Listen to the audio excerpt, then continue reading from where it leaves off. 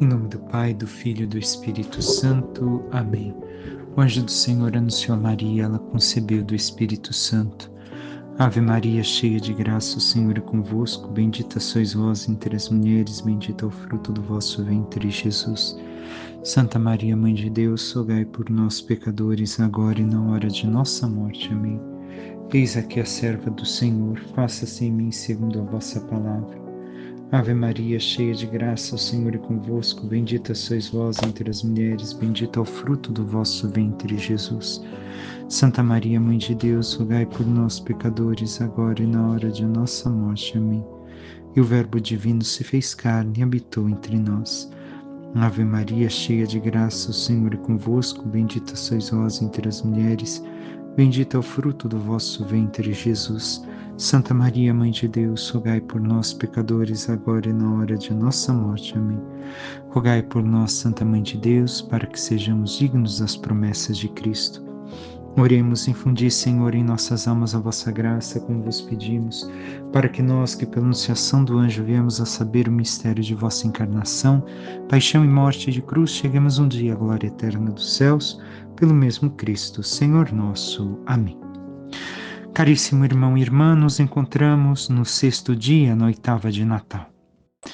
E, como justamente a primeira leitura, digamos, nos ensina a aprofundar ainda mais a caminhada com Cristo, por ser do Novo Testamento, iniciamos com o Evangelho segundo São Lucas. Naquele tempo havia também uma profetisa chamada Ana, filha de Fanuel, da tribo de Aser. Era de idade muito avançada, quando jovem tinha sido casada e vivera 7 anos com o marido.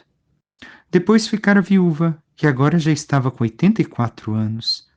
Não saía do templo, dia e noite, servindo a Deus com jejuns e orações.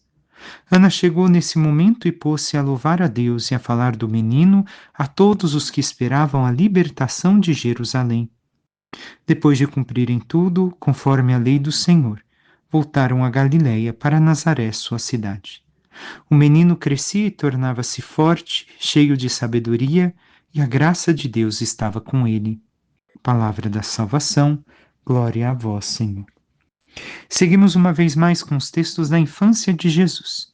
E aqui a profetisa Ana, logo após acontecer de Simeão tomar o menino em seus braços, agora é quem reconhece a chegada do Messias, do Salvador, do libertador do povo de Israel.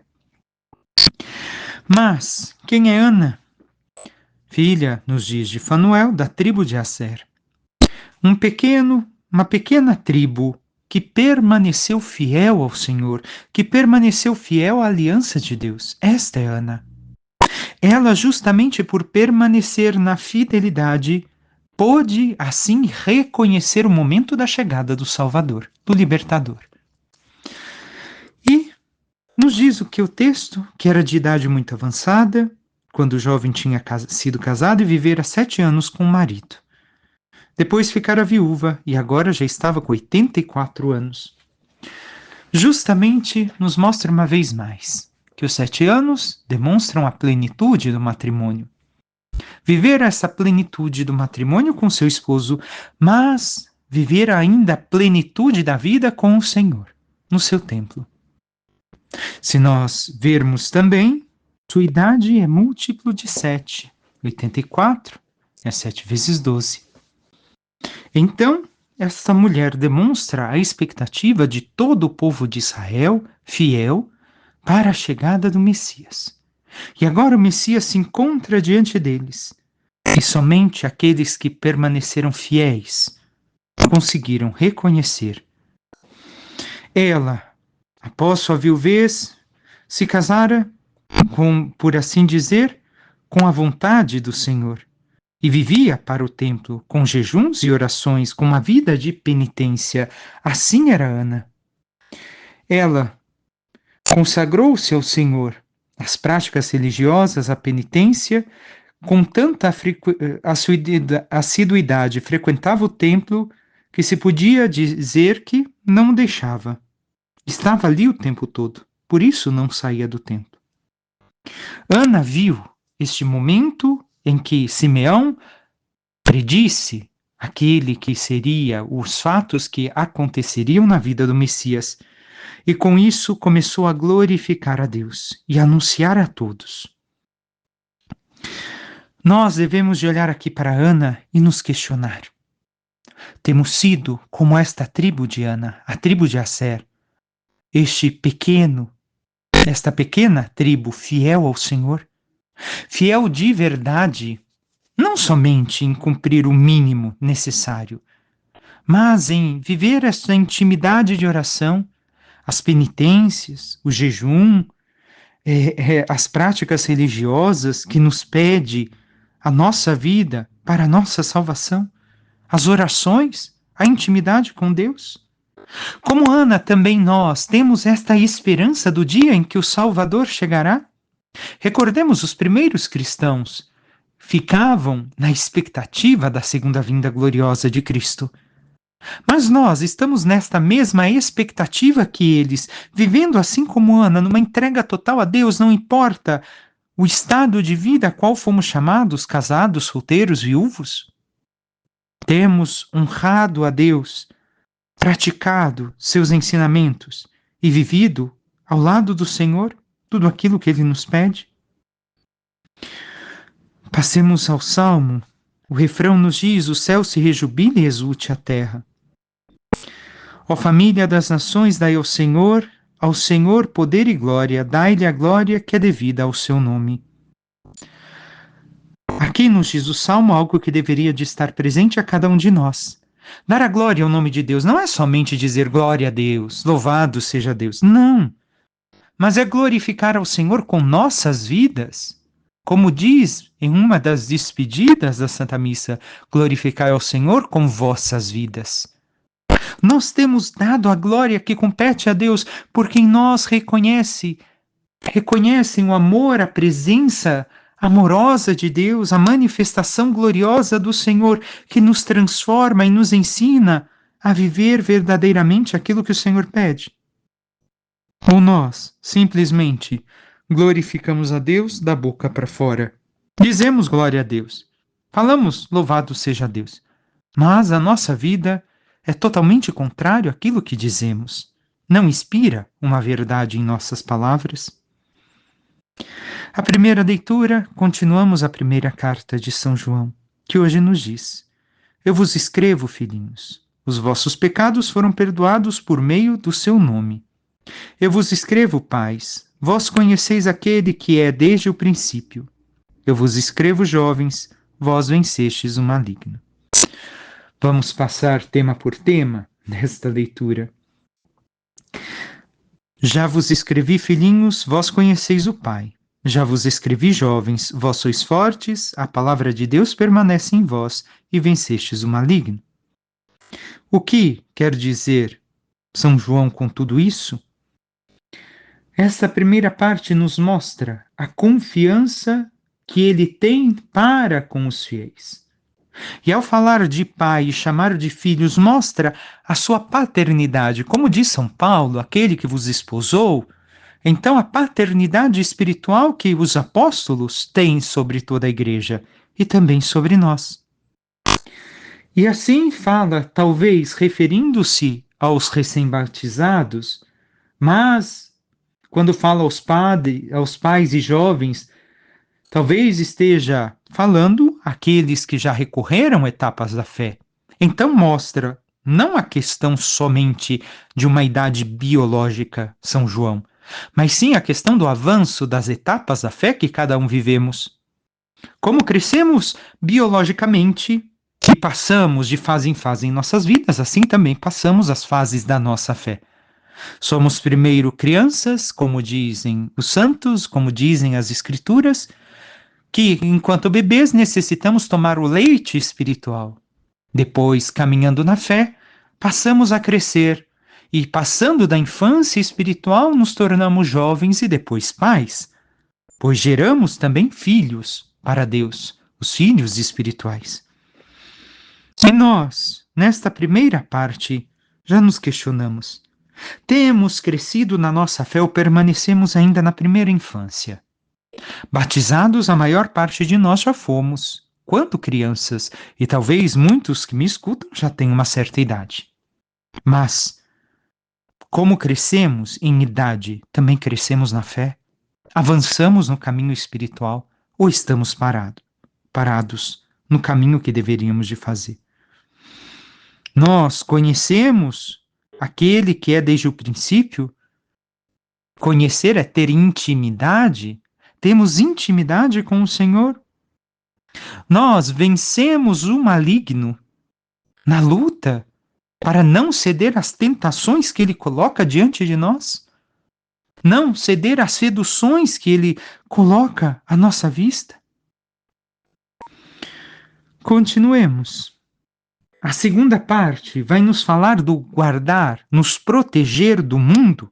O mundo aqui colocado por São João é justamente como aquele que se opõe à vontade de Deus e à santidade. Diz São João, em continuidade, não ameis o mundo, nem o que há no mundo. Se alguém ama o mundo, não está nele o amor do Pai. Porque tudo o que há no mundo, as paixões da natureza, a concupiscência dos olhos e a ostentação da riqueza, não vem do Pai, mas do mundo. Ora, o mundo passa e também a sua concupiscência, mas aquele que faz a vontade de Deus permanece para sempre. 3 versículos curtos, mas muito densos, que têm muito a nos dizer. São João aqui está nos falando, distinguindo 3 espécies de concupiscência. A enumeração que faz São João, justamente, logo em seguida, ao falar do mundo, nós já veremos. Mas falando do mundo, o que nos diz São João? Aquilo que ainda disse há pouco, que não devemos de amar aquilo que se opõe a Deus. Devemos de reconhecer as obras da criação de Deus, a mão de Deus naquilo que Ele criou, na natureza, nas plantas, na terra, em tudo aquilo que foi criado e feito pelas mãos de Deus. Mas isso não pode ser maior do que o nosso amor por Ele, porque hoje existe essa enfermidade espiritual nos homens que amam mais as coisas terrenas, que nós devemos de cuidar. Recordemos, Adão e Eva foram colocados para cuidar da criação, mas existe um amor que supera a isso. E isso inverte a ordem dos amores na nossa vida, onde simplesmente o mundo é muito mais amado, as coisas da criação, tudo aquilo que está no mundo é muito mais amado do que o próprio Deus, acima de Deus. E aí está o erro. E quantos católicos estão entrando neste erro em nossos tempos? E se esquecem que estamos aqui, como diz esta leitura, de passagem, tudo acaba. Tudo é passageiro, somente Deus permanece. Nós temos que amar as coisas que Deus criou por Deus e em Deus, não acima de Deus, não mais do que Deus. Ai, porque o homem está fazendo muita coisa que vamos deixar para as próximas gerações. Sim, devemos de cuidar, mas isso não deve de estar acima de Deus, porque muita gente se preocupa muito com isso, mas não reza, não ama a Deus, não busca cumprir os mandamentos de Deus, vive a vida com pecado como se nada fosse acontecer. Está tudo invertido. A ordem dos amores está completamente errada e estão amando mais o mundo do que o próprio Deus. E segue agora o versículo 16 com a enumeração que São João faz. É um compêndio daquilo que se opõe à fidelidade ao amor de Deus. Nos questionemos, somos fiéis ao amor de Deus? Primeiro, a concupiscência da carne, que não se reduz exclusivamente à desordem da sensualidade, mas também à comodidade, à falta de vibração, que empurra a buscar o que é mais fácil, o que é mais prazeroso, o caminho que, em aparência, é o mais curto, e ainda custa ceder na fidelidade a Deus. Isto é a primeira coisa que São João nos coloca. E nós temos feito este caminho do mais fácil, do que me é mais prazeroso, do que me provoca menos sofrimento, mas que se opõe à vontade de Deus. Onde eu realizo os prazeres de todas as formas, em especial aqueles que atentam à moral sexual? Temos vivido assim? Nós não podemos amar estas coisas. Não podemos ceder a nossa fidelidade a Deus para viver isso que o mundo vive. O segundo inimigo que São João coloca é justamente o quê? É a concupiscência dos olhos, a avareza de fundo que está no fundo das coisas, que leva a não valorizar senão aquilo que se pode tocar. Os olhos que fixam como presos às coisas terrenas, mas também os olhos que, por isso mesmo, não sabem descobrir as realidades sobrenaturais. E aqui muitas pessoas, muitos de nós talvez estejamos perdidos nesta parte. Olhamos as coisas fixas, olhamos as coisas materiais e não elevamos o nosso olhar para o céu. Não elevamos o nosso olhar para as coisas sobrenaturais. Para a questão que existem os anjos, os santos, o como será o céu, o que me espera na glória de Deus, o que eu devo de fazer para agradar a Deus, eu só fixo a minha vista, os meus olhos, naquilo que eu posso tocar. E quantas pessoas já ouvimos falar nisso, e talvez até mesmo nós?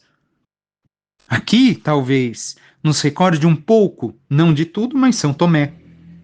Nós queremos, não, para eu mudar de vida eu tenho que ver São Pio. Tem que me aparecer em sonho. Mas se Deus falou na sua palavra e você sabe que está errado, por que ainda tem que aparecer alguém?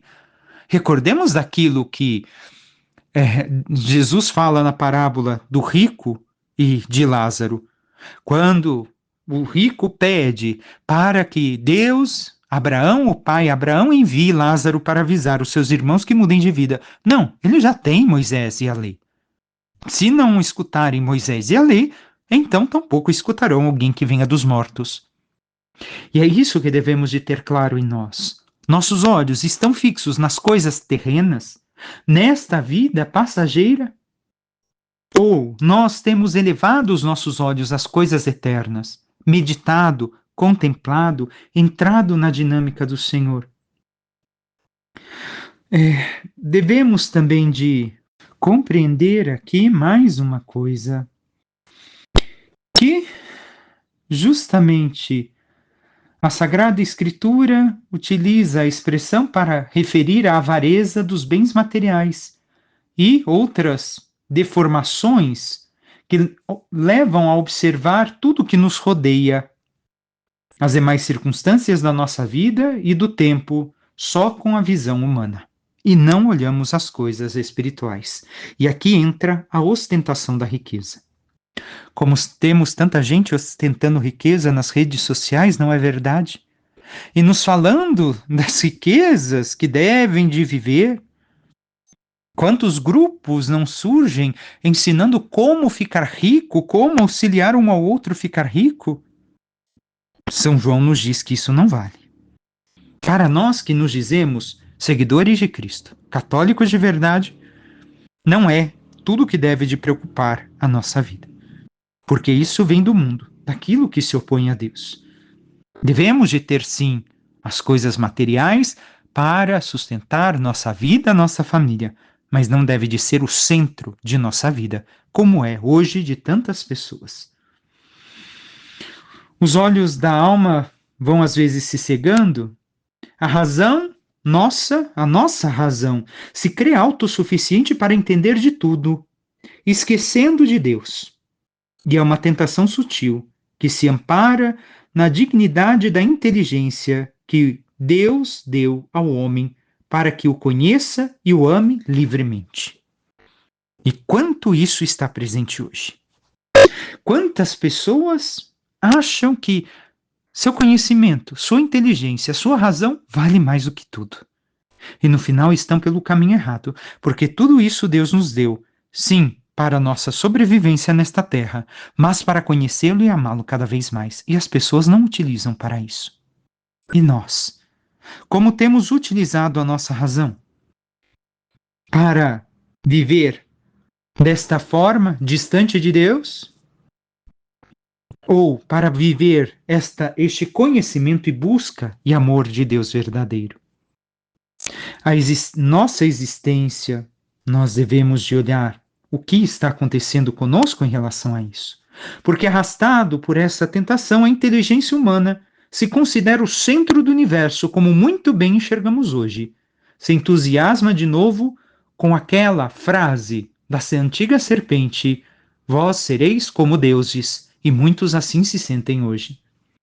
E ao encher-se de amor por si mesmas, voltam as costas ao amor de Deus. A nossa existência pode, desse modo, se entregar sem condições na mão do terceiro inimigo, da soberba da vida. Não se trata de pensamentos passageiros e vãos de amor próprio. É uma engrenagem geral. Não nos enganemos, não nos enganemos, porque este é o pior dos males, a raiz de todos os caminhos errados. A luta contra a soberba tem que ser constante, que não seja em vão, porque muitas vezes ninguém quer lutar contra a soberba e a autossuficiência, mas sim se justificar diante de Deus. Busquemos viver esta amizade com Deus. Busquemos abandonar tudo aquilo que o mundo nos propõe, que se opõe à vontade divina. E assim, vivendo cada vez mais a santidade que Deus nos oferta, possamos assim receber um dia a glória dos céus. Peçamos à Santíssima Virgem Maria, nossa Mãe, que interceda por cada um de nós e nos ajude a vermos tudo o que está em nosso ser espiritual no nosso caminho de Deus. Se temos sido este pequeno resto fiel ao Senhor em nossas vidas, em nossa busca, em nossas orações, e temos abandonado cada vez mais as coisas do mundo, ou se temos abandonado a Deus pelo mundo, e possamos deixar tudo o que é trevas, tudo o que se opõe a Deus, para viver cada vez mais a sua santidade e um dia reinar com Maria na glória dos céus. Louvado seja nosso Senhor Jesus Cristo, para que sempre seja louvado. Por intercessão da Santíssima Virgem Maria, todos os santos e anjos de Deus, desça sobre vós e tudo que vos pertence a bênção do Deus Todo-Poderoso, Pai, Filho e Espírito Santo. Amém. Uma excelente segunda-feira a todos.